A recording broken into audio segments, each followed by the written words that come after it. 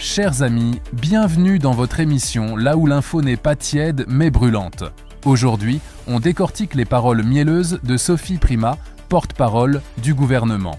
Accrochez-vous, car derrière les sourires de façade se cache une réalité, disons, flexible. Au programme, la loi sur la fin de vie, ou comment botter en touche avec élégance, et le budget, ce grand puzzle où chaque pièce semble coûter une fortune, sauf quand il s'agit de vos priorités.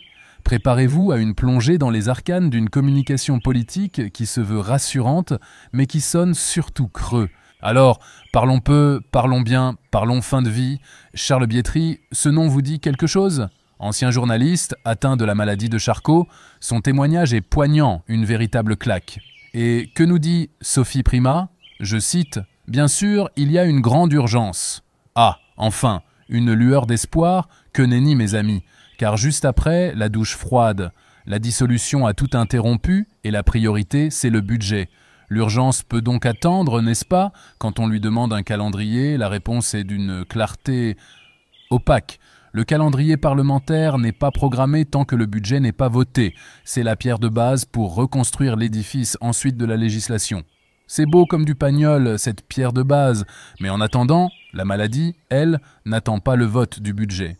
Pourtant, elle l'affirme. Notre porte-parole, il y a une volonté. La volonté, si le budget est voté et si nous pouvons continuer dans notre travail législatif avec ce gouvernement, eh bien de légiférer le plus vite possible. Vous avez noté le nombre de « si » ? C'est ce qu'on appelle, en langage diplomatique, noyer le poisson. Et l'émotion dans tout ça ? Sophie Primas se dit touchée par la grande dignité et la grande détresse de Charles Bietri.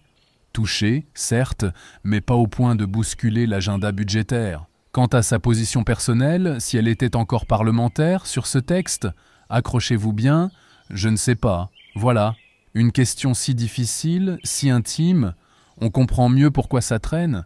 Si même ceux qui sont aux manettes avouent leur indécision, comment voulez-vous que les choses avancent ? N'est-ce pas là une dérobade particulièrement cynique face à la souffrance ? Passons au nerf de la guerre. Le budget, l'urgence suprême, celle qui éclipse tout le reste.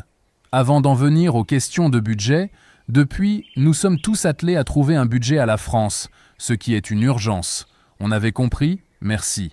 Et dans ce budget, quid du Louvre qui réclame 500 millions ? Réponse sans appel.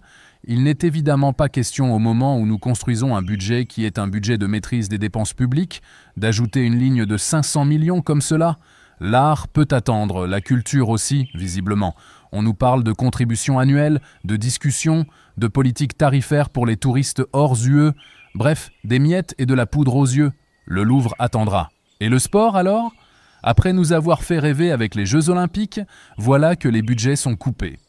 Sophie Primas nous explique qu'il y a eu la non-reconduction des budgets olympiques, logique, et une réduction supplémentaire. Mais miracle, le Sénat est passé par là.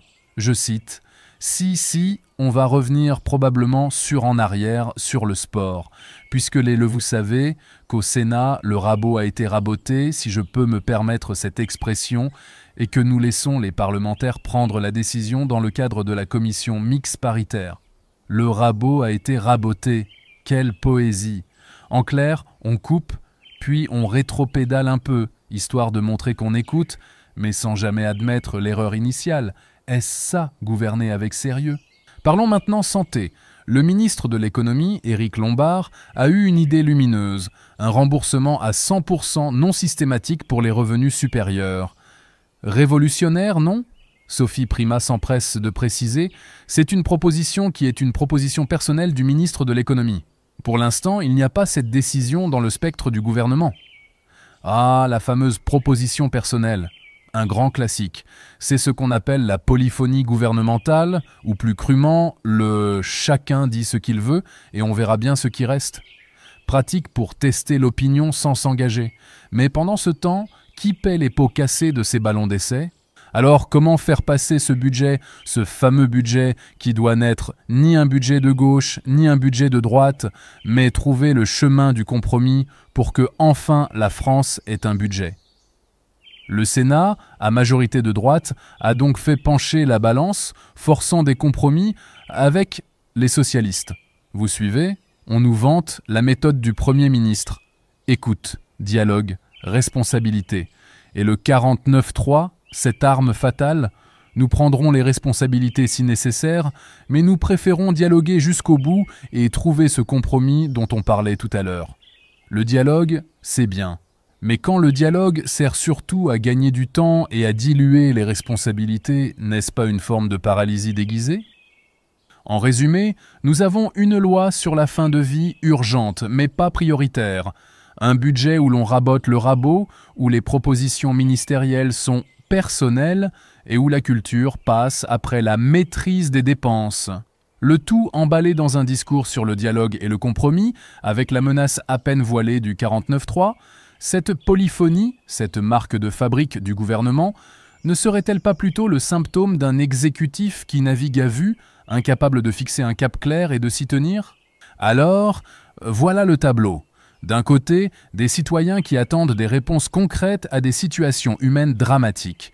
De l'autre, un ballet politique où les mots semblent avoir perdu tout leur sens, où l'urgence est une notion à géométrie variable et où la volonté politique s'évapore au gré des contingences budgétaires. La question reste entière. Cette prétendue quête de compromis est-elle au service de l'intérêt général ou simplement une stratégie pour se maintenir au pouvoir coûte que coûte ? À vous de juger, si tant est qu'on vous en laisse encore les moyens.